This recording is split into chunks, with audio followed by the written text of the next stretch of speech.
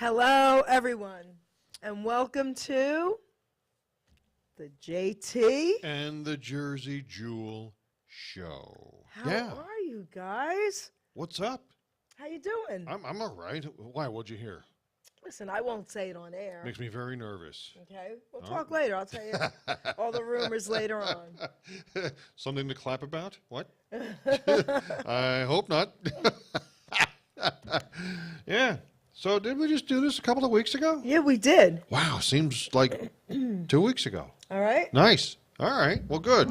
Well, what I'm not going to say is Happy New Year because it's already the 18th and we're done with that. So Happy January. Yeah. Okay, Happy January. There we go. So there we are. There we are. New year. New beer. I mean, Okay. hey, I'm good. There we go. Yeah. So We got some good stuff here tonight, do we not? we have some great stuff here tonight, Oh, guys. my. You know, we always bring it, right? And we're bringing it tonight, baby. So Bring it, Joe. actually, I'd like to do the honors, all right? I wish you would. I'm going to introduce our incredible guest. Well, okay? first of all, we got turned. Well, go. Yeah, do that first, and then we'll tell you how we stumbled upon, and we stumbled upon, and she stumbled upon, and everybody stumbled upon. All right, this is what I deal with, Stumbling okay, in. guys? So You know, our love is a life. I want to Stumbling in. introduce Laurie Ayers to everyone. Say hello, Laurie. There she is. We can't hear her. Now we have no sound on Laurie. Can we hear me now? Now we now, can. baby. Okay, take two. Go ahead. Hi, Laurie. Hi, Jerry. So, you know, you're incredible. So I don't want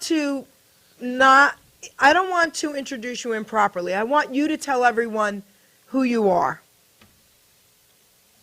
That's a loaded question. All right, let's do it. For tonight's audiences, I am Laurie Ayers from the beautiful state of Michigan. Gray, no snow at the moment, and I am a Phyllis Diller impersonator. I have a long history of comedy as a stand-up comedian, and then when COVID hit, it was time to pivot like so many other comedians, so Phyllis was born. Wow. And that's pretty much what I'm hanging out with my basset hounds and hanging out with some of the other legends and being Phyllis.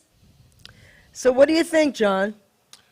I always got a kick out of Phyllis Diller. Yep. I really always did. Whether it was, on as a guest on I don't know, Johnny Carson, Merv Griffin, Joe Franklin, name them, or you might now remind me if I'm getting this right. Was she not? Oh, she was on one of the Sid and Marty Krofft Saturday morning shows. I think the Bugaloos. Or was it H.R. Puff and stuff? She was on one of them. Really? Yes, she was. And she was brilliant. And she, ha, ha, ha, ha, like she used to do.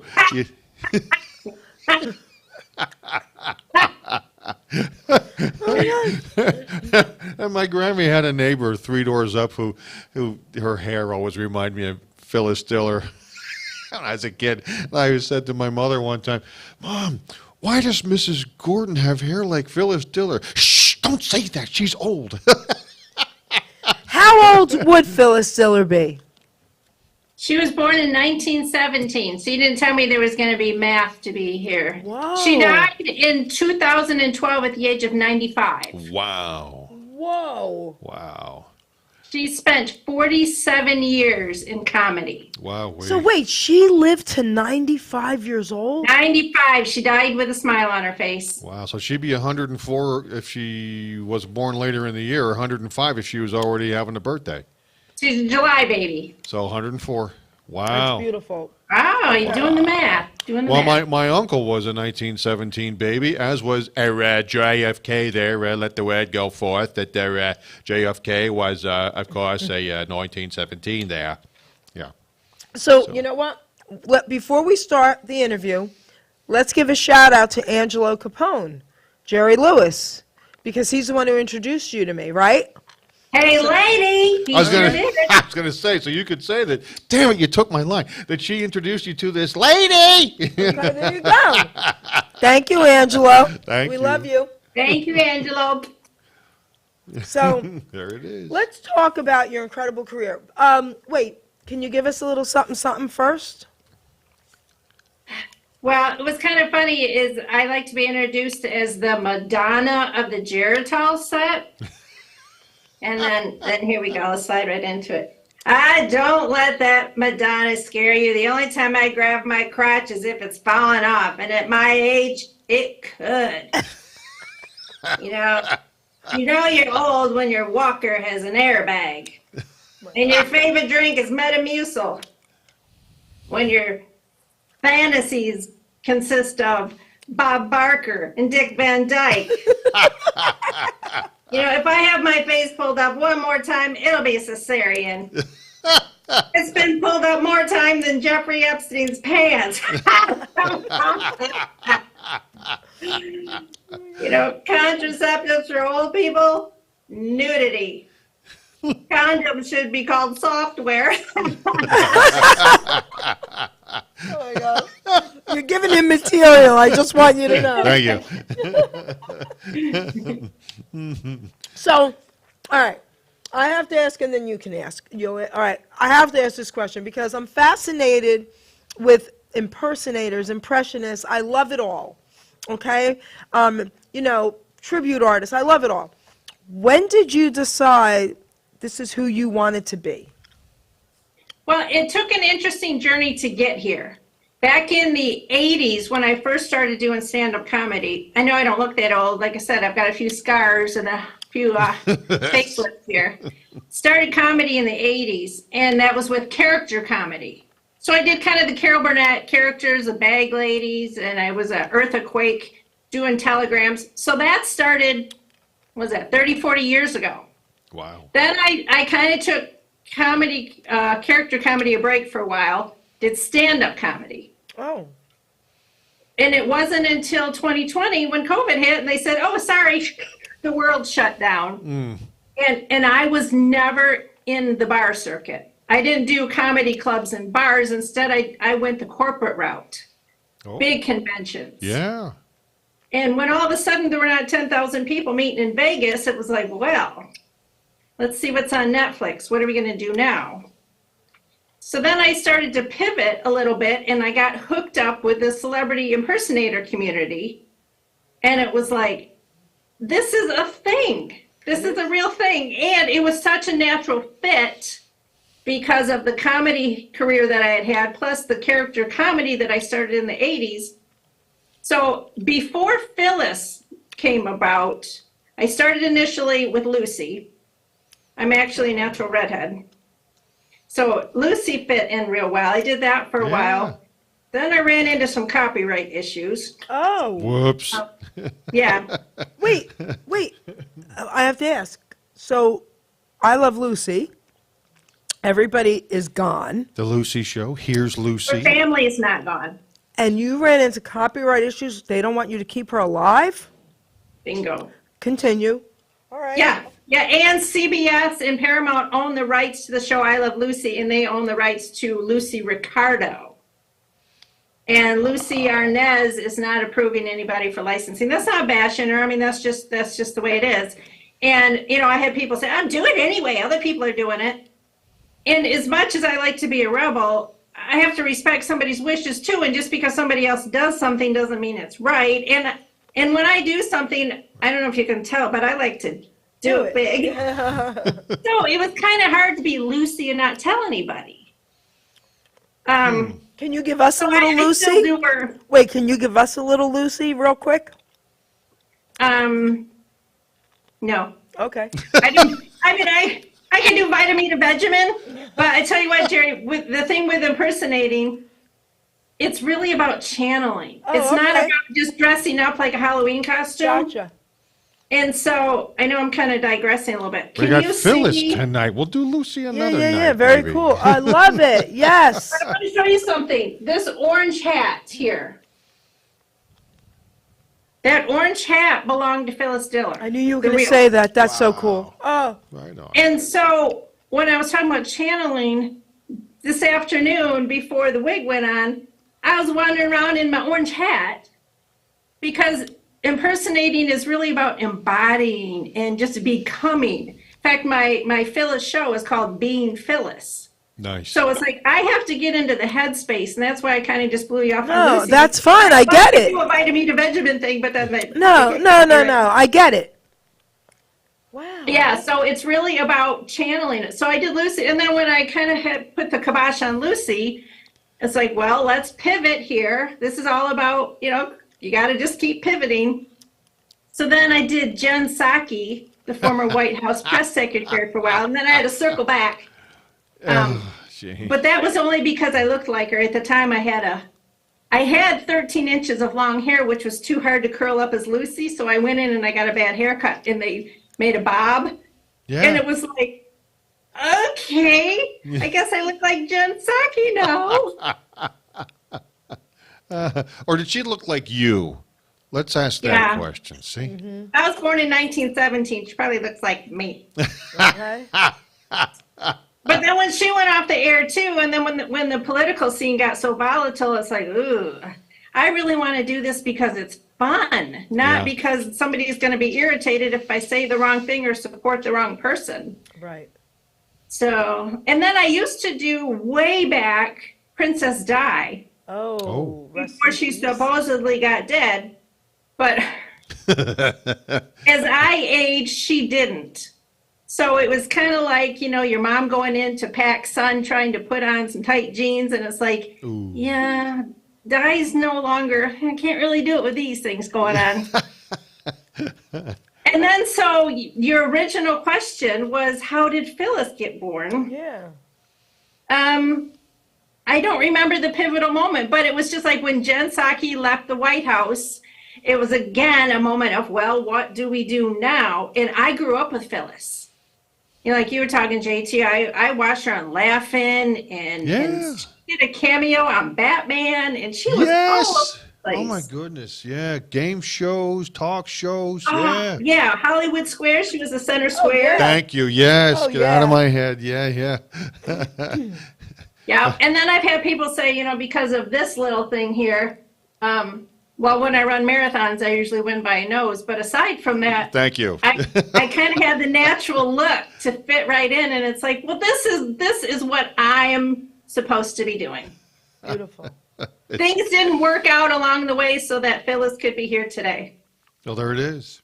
And there you have it. Now the mic is yours. Meant to be, and that's how when I met Jerry Lewis with Angelo, it's like, we are supposed to be working together. This is so cool. Well, I tell you what, that's, Jerry said, John's a comedian. Well, okay. Yeah, no. I mean, exactly. Thank you. I like doing that kind of thing too. I don't do it as a thing. I just do it. I've got 1,000 voices within this head of mine. Some of them are good and some of them are not, somebody will, hey, you still do Homer Simpson? Donuts. Is there nothing they can't do? All right. But the difference of doing a Homer Simpson, Clint Eastwood, Johnny Carson, bang, bang, bang, not unlike, say, Frank Caliendo or Rich Little. Rich Little was my idol back when I was younger.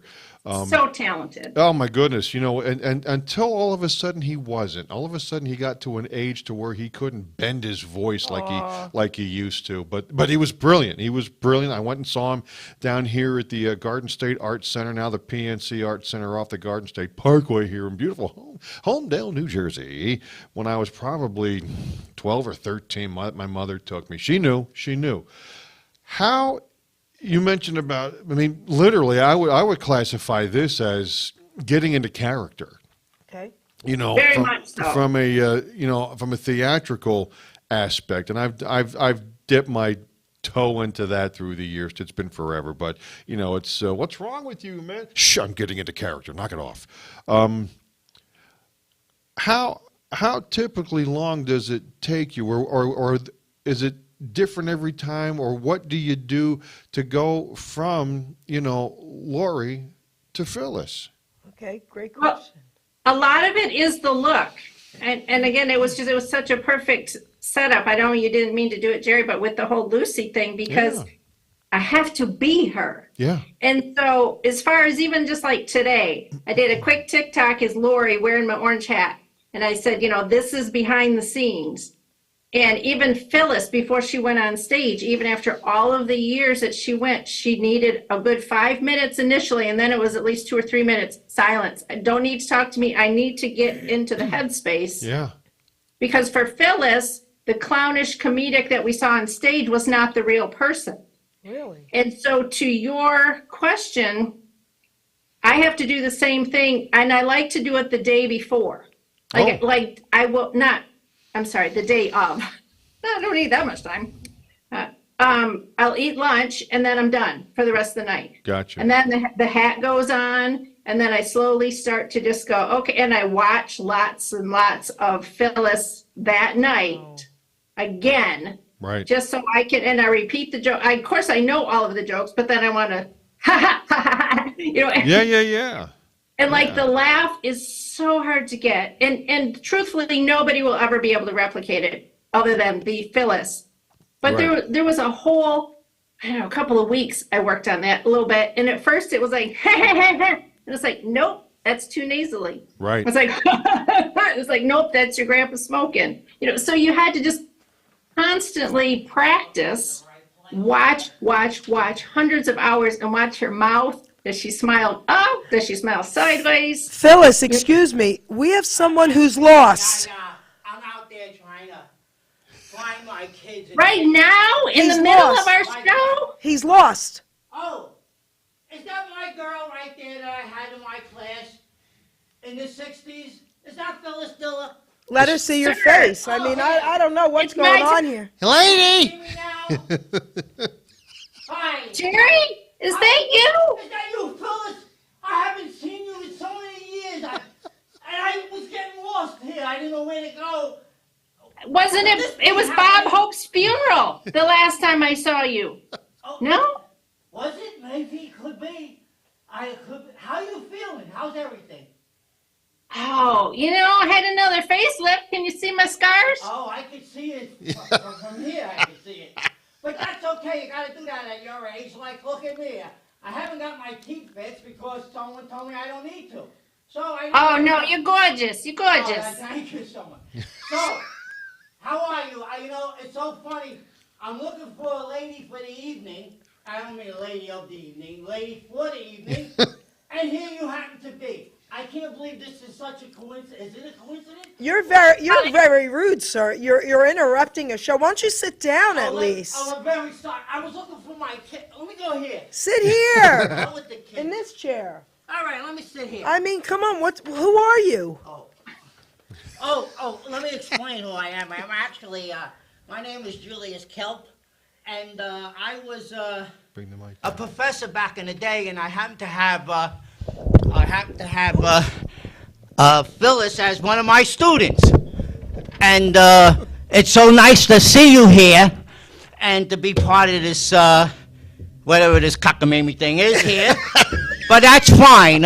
Go about your business, and I'll just be here hearing Phyllis. You look a lot like, I don't know, the Nutty Professor. That's man. who I am. I am All the right. nutty professor. That's what I thought. I was a professor, and I'm a little nuts. So And Phyllis, Jerry, you looking for lady of the night. I didn't bring Fang tonight. He Oh. had an accident. He was doing push-ups and didn't know there was a mouse trap down there. Idiot. So he didn't even come with me tonight. Oh, that mousetrap thing, that's very hard. I experienced that. He is an idiot. Well, that's what happens when you marry people like that. They don't get any smarter. No, and the kids, we had so many kids, I named them all Kid. Of course, they have different names, hey kid, you kid, dumb kid. I mean, they take after their father. Fang, he's so dumb, he thinks they're their father.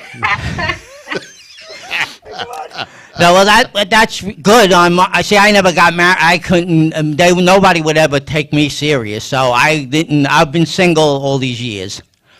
So Well, it it's saves you a divorce or two.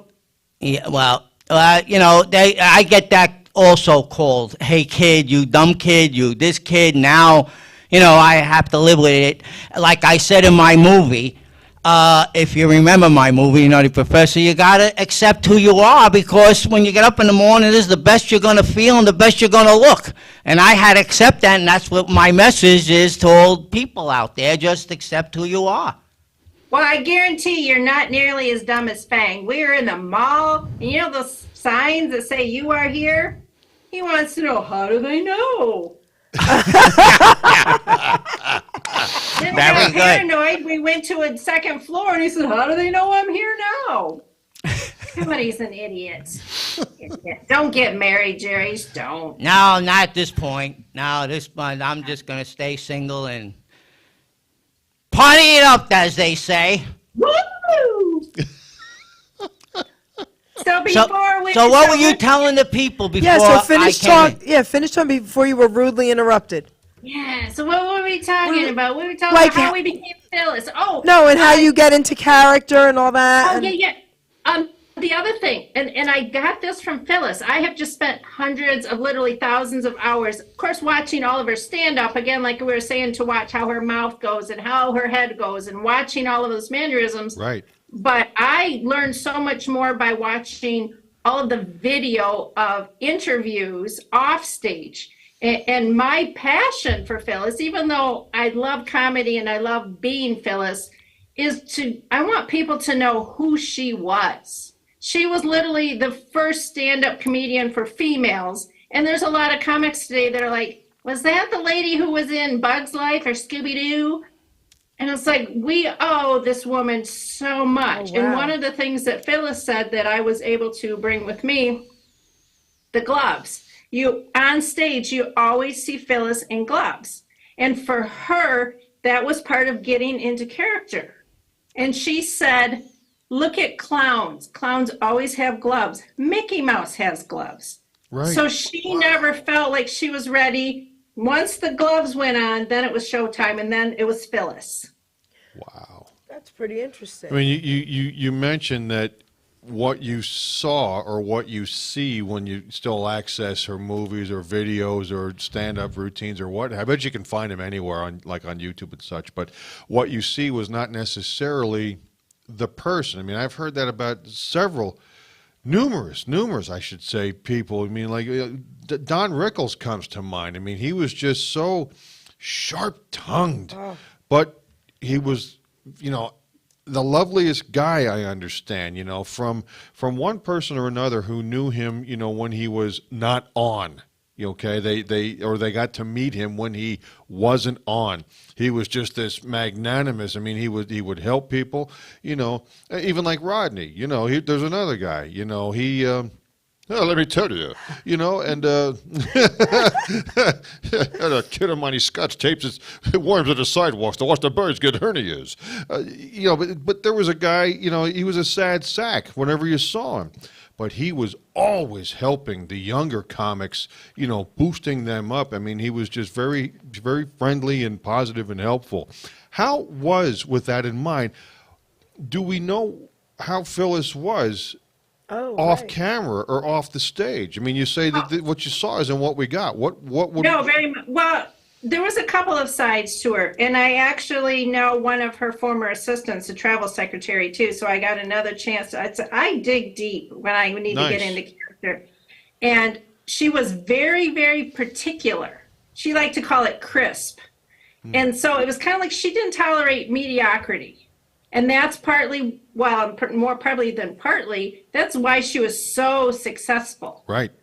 And when she wanted something done, she wanted it done right, and she didn't really see a reason for it not to be done right. So she went through almost 50, I think it was 40 or 50 travel secretaries. Wow. Oh, wow. She was kind of a hard one to work for. But it wasn't because she was just trying to be curmudgeon-y. She expected things to get done and not to have to follow up. In fact, there was one example. She was doing a sound check. It was for her very last show in 2002 before she retired. The sound guy was trying to read her intro, and he wasn't putting the emphasis on the syllables right. Right. So she said, no, it's Phyllis Diller. And he kept doing it wrong. She said, well, maybe it's just not possible. I said, no, I can do it. She says, well, then why haven't you? And that kind of embodied who she was. It's like, well, then just do it. Right.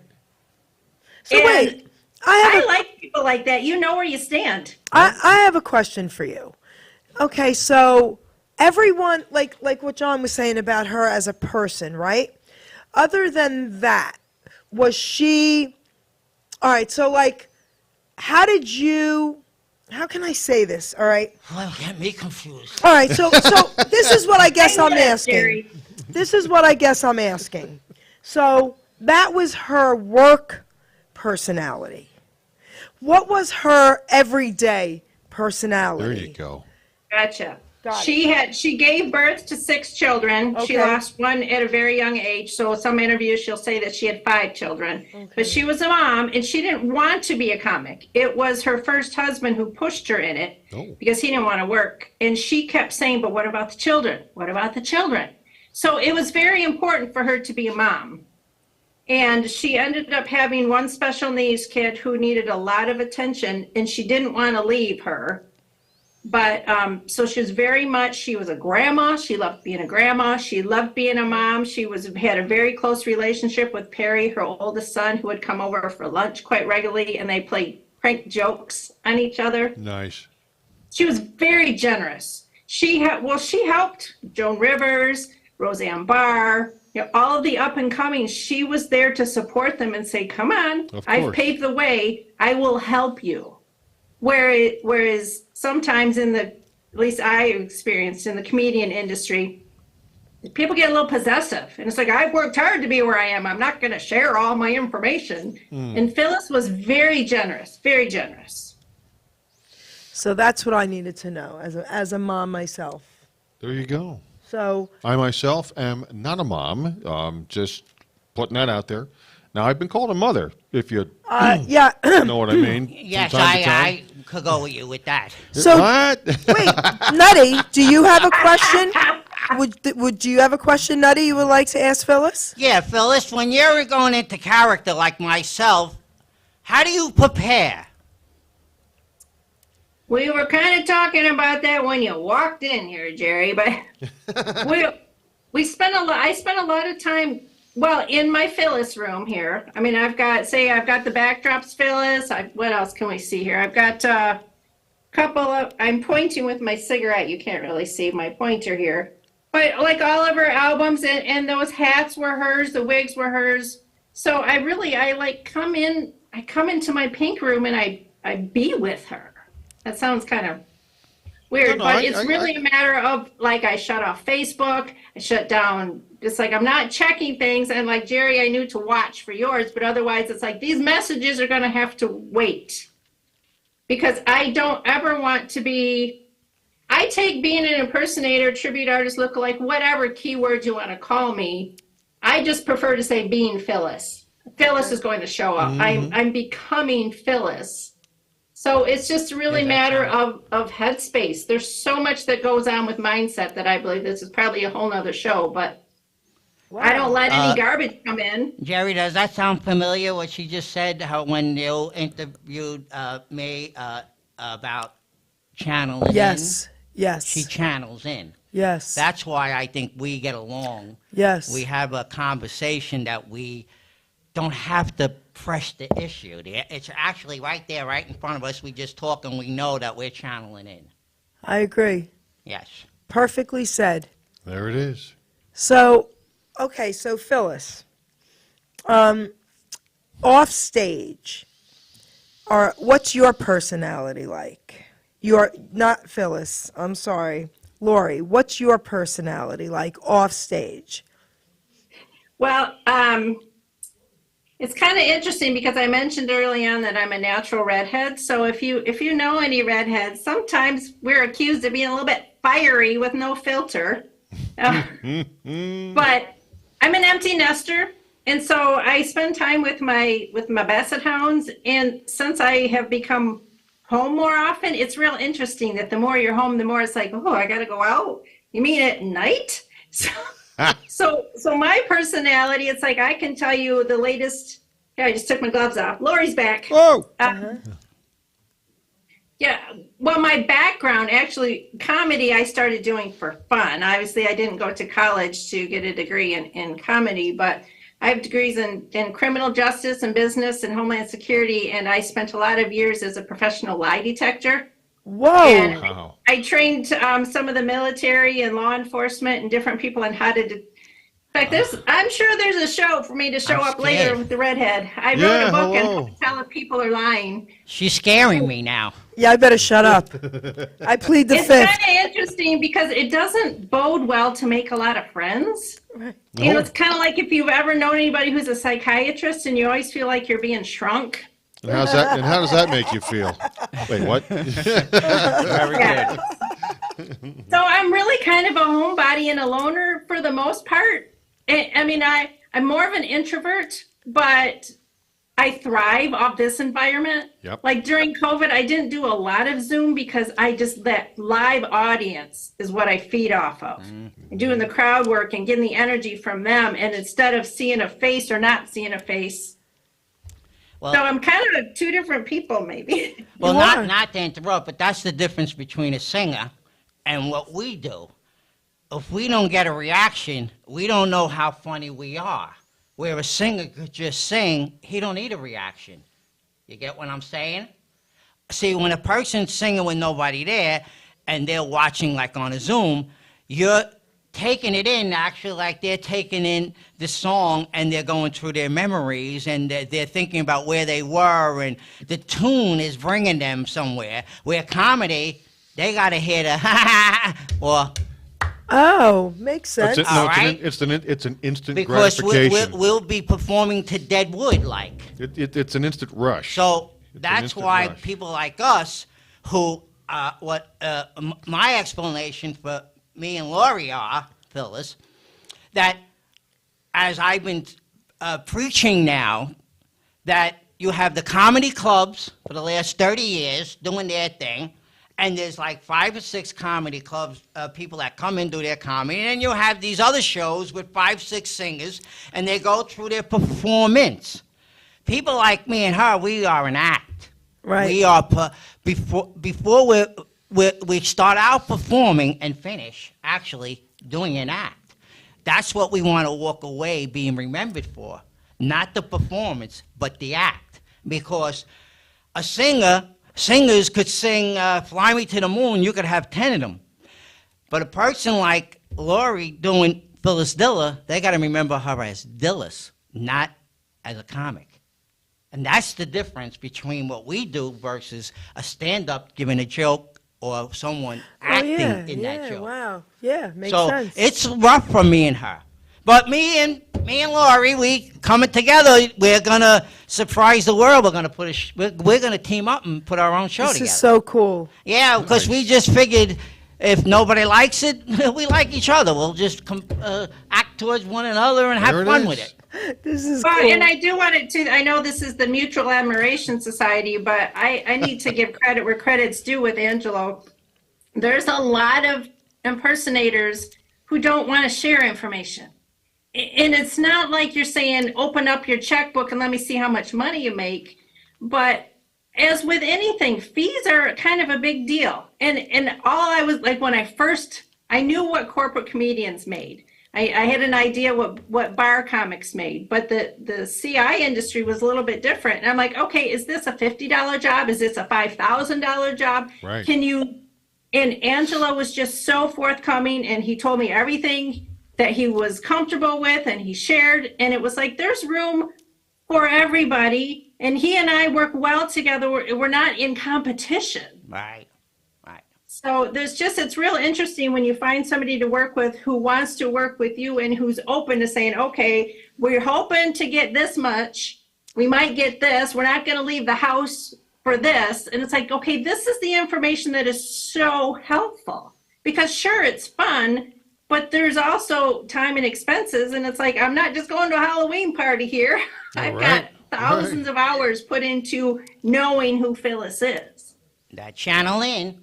That's so Channeling in. great. That's so cool. Look at her. And when I first seen her, I contacted her right away because I seen me in her We're not the same, but you know what I'm talking about. I know. And I said, you know what? These are the people that I have to get contact with. You know, I have to reach out to them because who else am I going to reach out to? Because everybody's doing their thing. Right. And that's where... I can't wait to see what you two are going to do Yeah, I together. think if we could really... What's great is that, you know, I'm not going to take anything away from her. She's a stand-up. And I'm going to incorporate her as a character with me because when you look at her, she looks like a character.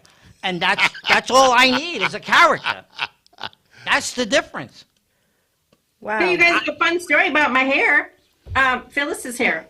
She didn't use wigs for the longest time, but then she started bleaching her hair because that's, you know, she started in 1955, and everybody thought, oh, you got to be blonde, you got to be blonde, you got to be blonde. Well, if you've ever colored your hair, I don't know what happened to your hair there, Angelo, but it fries it. And so she went to do different treatments, and true story, she was like putting her head upside down and trying to do all this. And she had a gig, and it's like, well, here we go. So it kind of happened by mistake, but then also because she was one of the first female stand-ups, females were not welcome in this industry.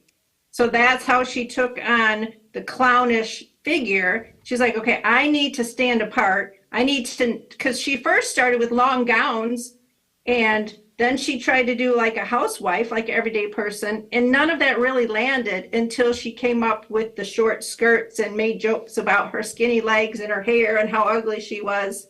And that's what worked for her, but it kind of started by accident. So, I'll give you a little secret because with her being on, I already have an act already. See what she just said? That clown? I'm going to be the clown as Jerry. And then look at her. All I have to put on her is a red nose. And she's my other clown. Look at her. Picture the big red nose of a clown. yeah, very cool. I have a clown. And Look that's at going to her. be part of the act that I'm going to incorporate. It's very cool. I don't have to do anything. She's already telling the world Phyllis Diller is a female clown. So, okay, so let me ask you about that female clown thing. So, because I didn't know a lot of this stuff. I didn't realize that female comedians weren't, like, accepted so easily. Okay? Right? No, you either? early on they were not. No, I did. I didn't know that. No, early on it was. No, it was the boys' club. Yeah, big time. That's what the Friars Club was all about. Right. No girls were allowed. Okay, so then when she finally came out, how did she get accepted at all? Because she dominated. Phyllis was the first one to join the Friars. She was dominating. The guys could not walk away from her because she was just too good and out there, and she was being accepted. So what they did was just took her in. Instead of fighting against it, they just brought her in, which added to them. And that's when Toady Fields came out, Joan Rivers came out. She opened the door. So Okay. this one that's channeling is opening her own door without even knowing it. So, okay, Well, and Phyllis. Phyllis too, she was stacked. She had a rack on her, and she made all of these jokes about she needed a jeweler to put a bra on, and she's the first person that has a bra size A minus, and she made all of these self-deprecating jokes. But that's partly why she wore the tents, to try and hide that the girls were quite prevalent, that she didn't think were going to fit in with the whole man's world. And she started with a bunch of props. But then she's like, those are a crutch. So the only one that she hung on to for a while was her cigarette, and she never smoked. But so she kind of became known for her one cigarette. But it was also Bob Hope that saw her one night, and she bombed. Oh no! This is such good inspiration for any comedian. Phyllis Diller bombed in front of Bob Hope. Wow. And so then she tried to hide behind a pole afterwards. And Bob was like, excuse me. And he approached her, and she said, oh, you just saw me bomb. And he said, yeah, you did. But the difference was how she handled it. He said, you handled it with grace. And he knew that she was a funny, funny woman. So he pretty much took her under his wing and mentored her. And he was very responsible for her success. And he brought her in 3 of his movies, and she went on USO tours. Hey, Jerry, we should do a USO tour. Yeah, I'm already got there. I'm already thinking about it. You know what I learned from Jerry, which he just gave you? It's not the way you come in, it's the way you go out. So if you're on stage, see, what's great about me, I can make a mistake and nobody will ever know it. That's true. Jerry always was a mistake. And I have made a lot of mistakes, which I hope your audience remembers when I told you of my dyslexic and my illiterate and how I grew up. A person like that makes a lot of mistakes. And actually, I learned hearing one day Jerry say, I made mistakes, but I knew how to get out of it. And that's the trick. See, Phyllis, what Laurie just said, she walked away with grace. She knew how to walk away saying, tonight I wasn't funny, but I am a funny lady. That's the difference. Because she could have turned around and looked at herself, I'm not funny, and she wouldn't have went as far as she did. She just knew she had a bad night. Plus Bob Hope, I mean, Stepped in. I mean, that why was do you think major. probably Bob Hope stepped in? Because he saw something in her that was incredible. Because he had bad nights. Do you understand He what I'm helped her a trying to lot say? with her Yeah. timing. He didn't Yeah. have everything always going for him. Go ahead, Lo. Go ahead. No, I was saying, well, Bob Hope helped Phyllis with her timing. Because with comedy, one of the hardest things to do is you want to rush through it, or you have to be comfortable with silence. And you don't want to step on the joke. You want to give it room to breathe. It's a whole science. And so if you ever watch Phyllis's stand-up, it's brilliant. Sometimes she just keeps tag, tag, tag. She keeps going. But then she'll stop for a minute. And her laugh was genuinely her laugh. And she would start laughing herself at her joke. She's like, that's funny. So that's where some of that came from, is the whole timing. Bob Hope worked with her. And she became very, very close with Dolores' wife and their family. And she's And you know what? You know why Bob Hope was that?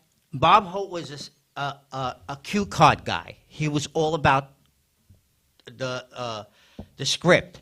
Right. And he learned through the years how to ad-lib. He wasn't an ad-libber because he came from burlesque and it was all about what they had to do in that moment. He learned how to ad-lib. So he knew both ends. So he probably looked at Phyllis and said, she could do both things versus a comic or a comedian doing one thing. She hit it right on the head. When I first started doing Jerry I didn't know timing. I would think I have to get this skit through and I have to actually find my way in doing it. When I started to realize I'm in control of this character, they're waiting for me to say, hey, I will do this or don't do that, and they're waiting. But when I first did it, I was, hey, hey, hey, hey, hey, where I was losing them. When you lose the audience, what happens to you? You lose yourself. So I learned to say, if you think about it, Dean and Jerry, their shows were 2 hours, 2.5 hours. They took the time. They were thinking. They were processing. That's what Phyllis does. When I watch her, when she's laughing, she's thinking. She's taking her time and rising to the thought of the next line. Okay, I have a question for you, Phyllis, about what he just said then. All right, so I'm a writer and a poet. I'm an artist, right? All that. And it just kind of flows, comes natural, right? But when you're there doing stand-up and you're laughing and you're thinking, what kind of thoughts are you thinking to process what you're doing? Are you asking how Phyllis approached it, or me being Phyllis? You being Phyllis. You being Phyllis. Well, it's kind of interesting because Phyllis has enough material. Her card catalog of all the jokes is currently in the Smithsonian, and she had over 50,000 jokes. Oh. And so there's no shortage of material. So I could go work a 45 to 60 minute stand-up set, but me personally, I prefer the more conversational, almost like the Tonight Show interviews. So it's a mix for me that I can talk about my life as Phyllis, but then work in the jokes. And like what I was doing with Jerry, saying, yeah, Fang's not here, blah, blah, blah, blah, blah. Those are some jokes. So me to prepare, because I've spent so many hours, I mean, I can't even tell you how many times I just keep watching her. It's like reading a book, because you pick up something different. Always. And I don't watch it over and over and over to memorize it. Because you can kill comedy by memorizing anything. Even rehearsing can kill comedy. But I want to know it so well that if anybody says something that triggers a thought in, oh, we were at the mall yesterday, and then here's a joke that I have. So I'm not necessarily thinking, that was when I first started just doing stand-up comedy as Laurie. That's a mistake that a lot of new comics make all the time, is you memorize your set. Well, then if you forget something, you're all thrown off. Right. And if you've got cognitive load going on and you're thinking, what's the next joke? You've stepped out of the joke, and so your audience has lost you. So with Phyllis, it's important for me, for Phyllis to just be more conversational. Very I'm not telling jokes. I'm an icon, and I might say some funny things. See, we're two different comedians. She's going to be my stand-up, like she said. She could do that 25 minutes, half hour. Jerry Lewis was not a stand-up comedian. Right. He Right. became a joke teller when he got old because he lost the little boy character. Right. So he became a joke teller. And me, as a Jerry living fan since I'm 9 years old, that's not who I enjoy. I enjoy Jerry the little boy with Dean and what he did in the beginning of his 60 career as the ladies' man and the errand boy. That's the heart of Jerry. That's the comedian that created the king of comedy. The stand-up, he was never that. Even when I seen him when he was old, he told jokes. It was good, but it wasn't his definition of who he was. Right. So Phyllis being both, I can make her a character, and she is the stand-up, is going to increase what we have for a show. Like I said, the clown. I'm going to make her a clown. I'm going to come out as the clown, do the clown, stick a nose on her. She's a character. Now she could go right into all her jokes. Remember, a clown don't have to say nothing. He's a Right. reactor. I'll react to her. And if I find something, I'll bring it in. Because my character is all I lib. Right. Hers is a genius. I look at her as a genius because she's got both. She's a conversation, you just said, plus she's a joke Look at her. teller. I love it. So she's a token. It's interesting you mentioned content. In today's age, this is actually, I had talked to the Don Rickles impersonator initially, and I said, hey, because of society today and current events, do you pull your punches? And he said to me, if somebody's going to a Don Rickles show, they know exactly what they're getting. Right. That was brilliant, because if somebody comes to a Phyllis Diller show, most of them, oh, I remember her, or oh, I haven't seen her in a long time. I would think somebody who's going to show up to see a Phyllis Diller, and there's a certain expectation that they're going to want to hear. So personally, as Laurie, I had to kind of sort this out. Like, okay, Phyllis made a lot of fat jokes, and we're in this era now where body shaming and body positivity, and what if I go out and talk about a fat person? And she has a joke about her kids. At one point in the playpen, they look like they were midgets at a bus stop. Like, oh, you can't say midget anymore. You can't say this. Well, Phyllis never cussed. She made a point to work clean, but she was kind of an Archie Bunker at the time. You know, some of the topics she talked about today would make people's sphincters kind of slam shut if she brings it up too much. But I kind of bounce this idea around with people. People expect a certain content from Phyllis that's not going to be necessarily sensitive in 2023. Right. But also, I'm not making fun of how would I put this? I'm not making fun of fat people. I would be making fun of my mother-in-law who is fat. So, I mean, I would be, the joke would be targeting a specific person. But it's just kind of interesting that Phyllis never had to deal with, is that appropriate? In comedy in general, usually you want to invoke some sort of emotion, good, bad, or ugly. So it's like, if you're worried about what people are going to think, you don't belong on a stage. Yeah, right. And, Well, and the sad part about it is we took ourselves out of comedy by worrying about what other people are thinking. Well, because today, again, you all know this, I don't have to, everything is very hush hush, shut up. You know, I get it to a point. But that's not comedy. That's That's not not comedy comedy. at all. So they no. took comedy away. Yes, I understand. You're right. So, Don Rickles, I want to share something. You guys probably both know this anyway. So, if you Google this, you'll get to see it. So don't quote me word for word, but I'm just giving you the gist of it. So he was doing his routine, and in the front row was a husband and a wife. So it was obvious she hated him. She was only there because of the husband. So she was heckling him. So finally, he comes over to them with the mic, and he says to the husband, "Is this your wife?" And he goes, "Yeah, like kind of sorry, you know." And he goes, "Listen, if that was my wife, I'd give her poison to drink." Well, she stands up and she says, "And if you were my husband, I'd drink it." He stops the show. He's like, "You got to come up on stage with me." He says, "Never in my career has anyone shut me up like that." And he brought her on stage. And I said, that was priceless. Brilliant. Because now she was probably going to be his number one fan. You know what I mean? Yeah. Priceless.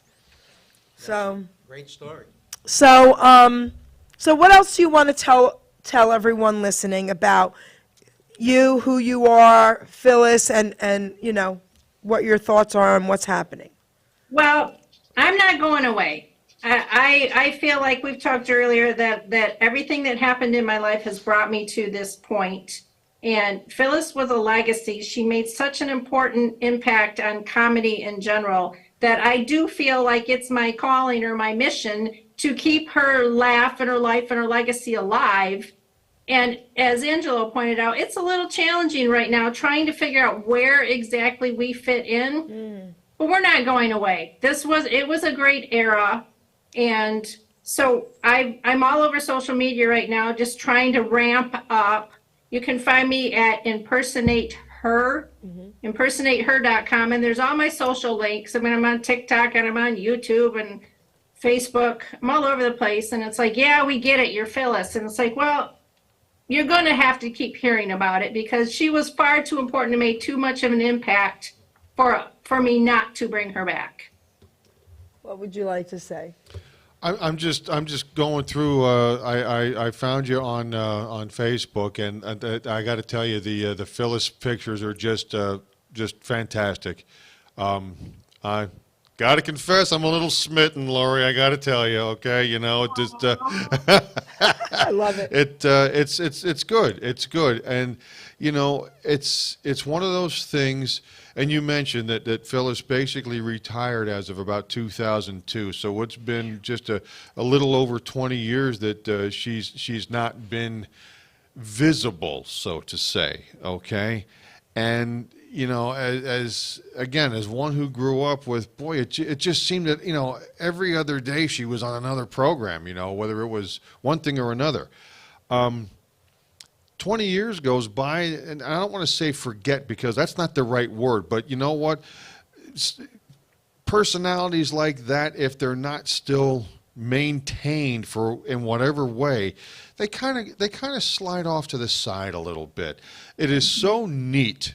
And I don't mean to sound, you know, like I'm you know, blowing sunshine someplace I shouldn't, but it is really so neat that You're so cute, man. we will talk after. You are so cute. Again, I'm a little smitten. Okay? I got to tell you. I'm even smitten. Look at her. I got to tell you.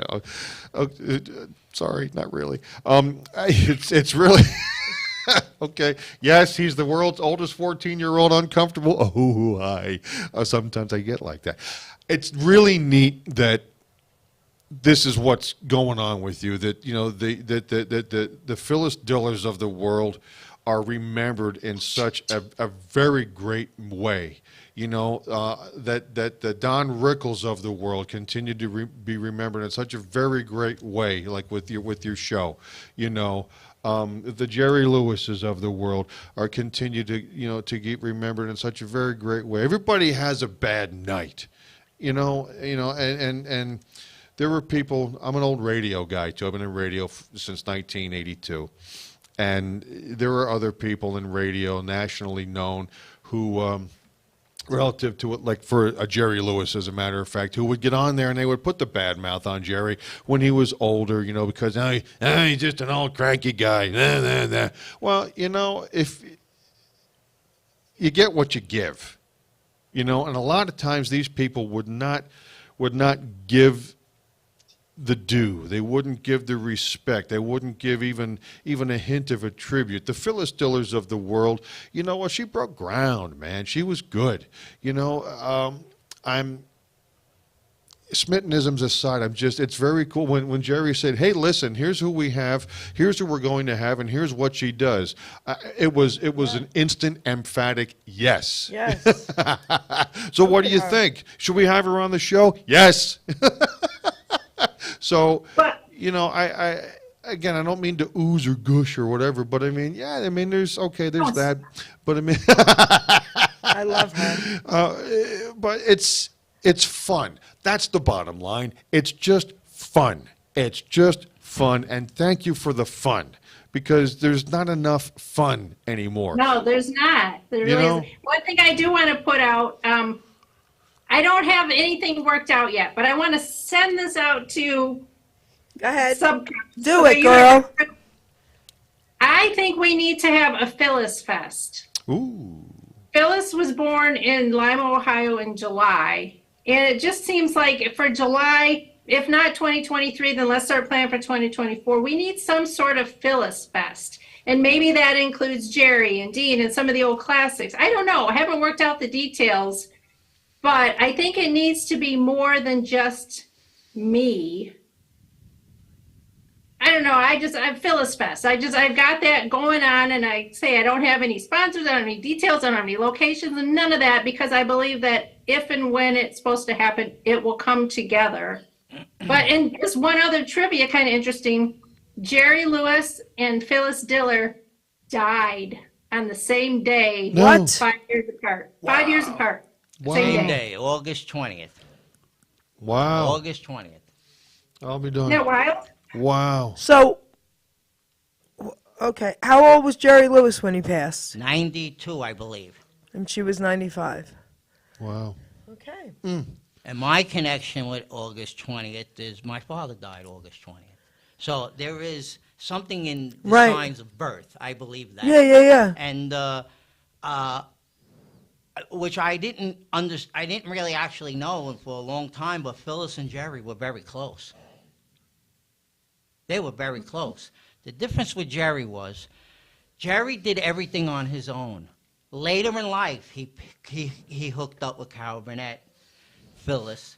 He didn't do anything because when he was young, because he was so into his perfection, nobody could do it right. Right. And he didn't need maybe be a female or male to get in his way. But as he got older, all of a sudden the females started to circle him, because he was at that point of saying, I did what I had to do. Now I'm going to give what's due to the people who were with me this whole time. In friendship, they were always there. Phyllis was always there with him. Mm-hmm. I didn't know any of this. This Yes, is so cool. and I have always known this. This is so cool. All right, we're going to get to you in a minute as well, because I want you to tell everybody what's going on with you. But before we do that, Phyllis, I don't want you to forget anything. I don't want you to say, oh, crap, I should have said this or I should have said that. So the mic is yours. Say anything else that you want us to all hear. Say what you want to say to this guy right here for interrupting our incredible show. That's all I'm going to say. The mic is yours, Phyllis. Well, I feel like I've kind of said what I need to say. I do want to thank you guys for the opportunity to be here. And I don't mean that just in the, oh, that's what you're supposed to say.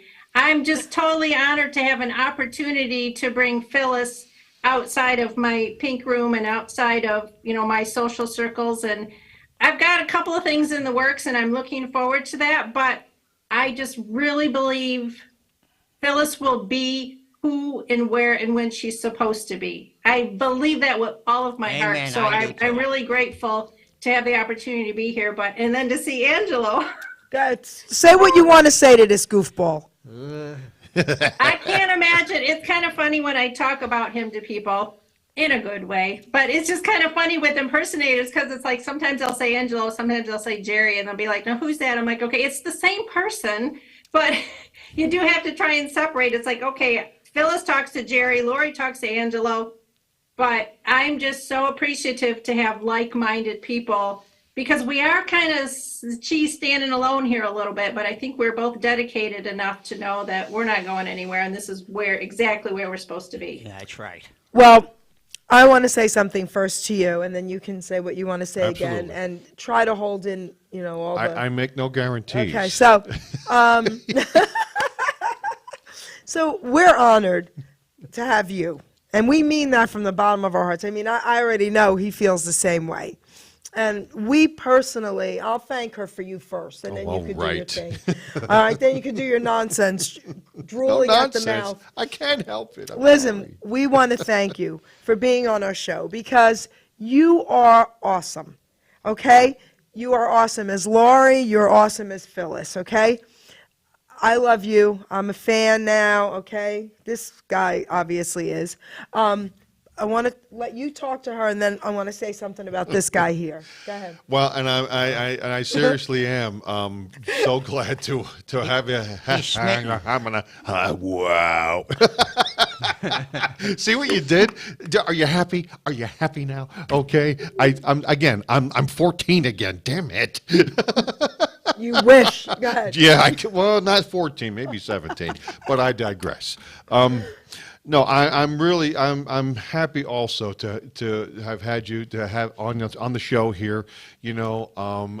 I would like to, in all seriousness, if there's a shot to have you back as Laurie doing what Laurie does, Yeah. okay, and P.S., incorporating the Phyllisisms, and I am absolutely digging the Phyllis Fest idea.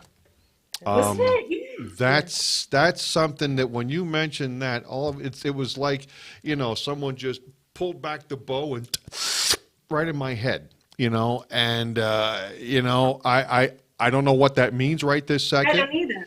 But here's the thing, and I learned this a long time ago, in radio and media sales, which I did a ton of, to where ideas will sell. Ideas will sell, whereas just stuff on its own probably won't. That's an idea. That is a bona fide, possible gem of an idea, Laurie. Okay? So, where it stops, nobody knows. So I would say this about that. I will hopefully see you on social media, and I think that's an idea that warrants some drum banging about it. Cool. So now this guy right here. And then we got this guy. All right, so first of all, listen, all kidding aside, he knows how I feel about him, okay? So when he called me about you, I was like, if he's telling me, I got to listen. Let's go. All right? So now he calls me up yesterday, and he's like, "Ja, listen, can I call in?" And I go, "Yeah, but I have an idea." I said, and I didn't tell John. No. So I'm like, they who didn't the know. hell? I'm Okay. seeing it at the door, and I'm like, that guy looks familiar. Okay? Look at that.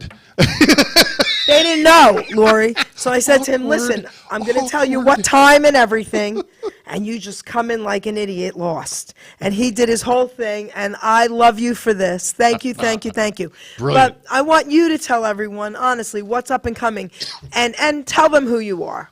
Come on. Well, my real name is Angelo Capone. It's hard to sometimes I to know. get my real voice out. And I've been doing Jerry a long time with the interview I had with Jerry here. And like she said, I'm at this point that, I ask the good Lord every day, should I be doing this? Because we come into that hard place. And when I talk to Laurie, she'll say, what, should we do what? And I'm like, yeah, I know, I'm with you. But for some cockeyed reason, and this is what I know she's going through, when we get to that point, something all of a sudden comes up. to keep going, or an idea, or something. And that should be telling you, don't go nowhere. Wait to see what tomorrow is going to bring, because we're trying to rush tomorrow. Listen, we don't know Right. what the good Lord has for us, but you know what? We're supposed to live our life every day to the fullest. That's right. And you have to question your talent in life. You know, we all have gifts, whatever it is. That's right. I don't know anything but this. You know, I grew up not knowing how to read. I was dyslexic. Everything I did was backwards. I was never accepted. But look at the character that was given to me to put it in to make a living. And here I am. I'm doing 30-year-old Jerry in a 68-year-old body. And when I look at Jerry when he was 60, he didn't have that. And that tells me every day, because I gave it to you. The character is you. Yes. His was made up. Yours was created. It was from birth. I did Jerry at 9. His whole act was that he's a 9-year-old. Is it a coincidence? No, I give that birth, what I was telling before. But, you know, when I met and seen Laurie, I was like, wow, that's a ticket. Hello. And I heard ticket sales. Yeah. Wow. I heard us doing something that nobody's doing. Yes. And that's where my mind is. Now, as you guys know, and Jerry's going to have my dean, Phil Solis, and me come on. We're going to be doing a show Yep, next live. week. That's right, live We're in gonna be studio, live guys. next week. And Phyllis, me you and might him- want to run in. I don't know. I'm just Yeah, you saying. can You, run might in. want to run in Me- and interrupt these boys. Yeah, you can run in. Where do you live, by the way? I'm in West Michigan, so it'd be a little bit of a commute. Damn, girl. It's a bit of we a If you could start now, you can get here. Don't worry Okay. about it. So again, it's like I'm doing the Martin Lewis, you know, and we're working with a 17-piece band behind us, and this would be my opener right here. Yeah. Why? This is for everybody listening, understanding why. Look at her. There's a Rat Pack show out there that brings in Marilyn Monroe. There's always a Marilyn Monroe. There's always sexiness. Well, to a show like Martin and Lewis, what's better than having that sexiness? Right. Okay. So again, it's something I'm going to throw to Phil, the producer, John, because we're going in a direction that nobody would ever think. Phyllis Diller opening, and yet she's a character, and she could be working with the dean. How funny that would be, because she was on the Dean Martin Right. show. They were very close. See, people don't know all this. Right. I do. Because after really meeting, I knew that, but after meeting her, I researched and I said, wow, look at this. They were behind the scenes the whole time. Phyllis was there. Even in the audience, I have found out. I was like, okay. So, Well, and she did all of Dean's roast, and too. she did Dean's Yeah. roast. This You know, is she was right there. Great. Yeah. She Yes. was right there. So my whole right. thing is there's something here. Okay. And I'm just going to wait for as Martin Lewis were, the lightning in the bottle, to this lightning in the bottle to come to recreate the fun and silliness. Well, Well, and that's thank the you. bottom line, because again, Yes. this is why we do this show, Jerry and I. Okay, Tell them what it really is. It's a show about nothing. It's the Seinfeld of radiodom. It's really a show about About nothing. when it's all said and done. But you know, but he says, comma, when we have Yes. Laurie Ayers as Phyllis Diller on, when we have Angelo as Jerry on, then the show about nothing truly becomes Something. It sparkles like a diamond in a goat's butt. I mean, it's really something else. Okay, and Angela, you were mentioning about all of this. Two quick things, because I'm looking at the time. We should probably put a bow Yep, on this. yep, but yep. but two quick things. I don't know if I'm getting this completely right, but it resonated with me. There's, you know, I saw a clip of a guy who was about ready to give it up. Whatever it was he was doing, he wasn't digging it, and he got a hold of his father. He was an adult guy, probably 40. Got a hold of his father, probably in his late 60s, early 70s. His father said, "Give it one more day." Really? Yeah. Go ahead. Give it one more day. All right. And then when you're done with that, give it another day.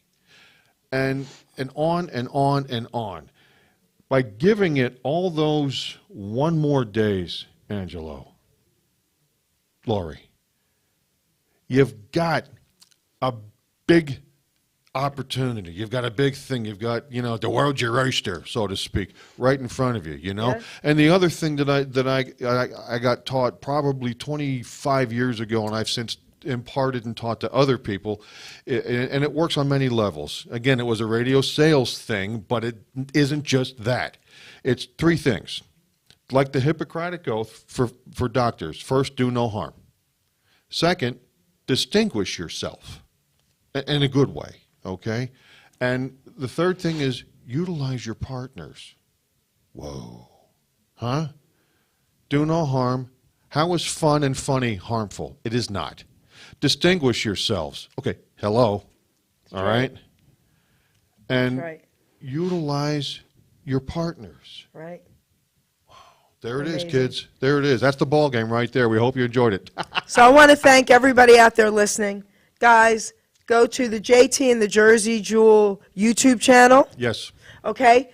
John Thielon also has. Tell them your other YouTube It's channel. you can check out Common Ground with John Thielon, TheIllon, and of course Impersonate Her, all one word, impersonateher.com, please, for our lovely friend Laurie Ayers as Phyllis Diller. You see what I'm saying? And go to the Jerry Petito Show YouTube channel also. Yes. And what about, You could go to Angelo Capone's Jerry Lewis on YouTube, and you'll find that. And then the Martin and Lewis, you could go to 39.com, find that. It's off my head. I can't remember. Okay. But Martin and Lewis, you'll see it right away. Phil Solis as Dean and me as Jerry. Wonderful. love you guys. Thank you, thank you, thank Top you. notch. Amazing. And I just want to say thank you for me coming and doing And what interrupting my your show. interrupting and- but I, Anytime. You can interrupt me anytime. all right, I'll see you later. That was All right, Okay. Ruben, take us out, baby.